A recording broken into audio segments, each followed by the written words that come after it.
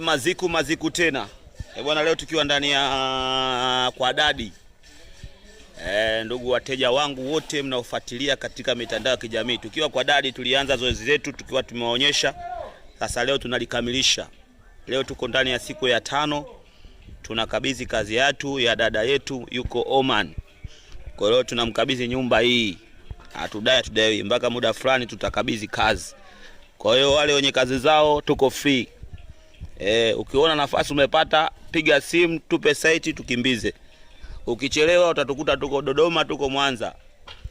Ndani ya siku 5 kazi tumekabidhi. Hii hapa hii. Maneno hatuna, tunafanya vitendo, sawa?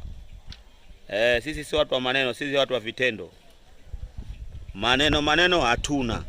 Ndani ya siku 5 tumekabidhi kazi. Hii hapa tunaipandisha kozi 3 leo, tunakabidhi kazi. Kwa hiyo huko Mwanza, huko Dodoma, huko Marekani, Canada, Sweden, siji wapi, ukiwa Mtanzania, sisi tunafika kwako, tunafanya kazi vizuri. Tuna jeshi la kutosha, tunagawanyika hata site 10, site 5.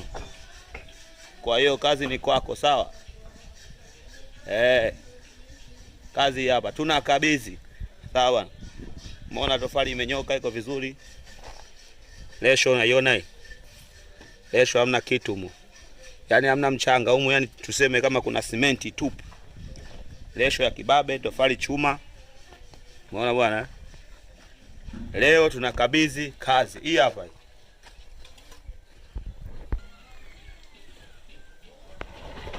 Ehe.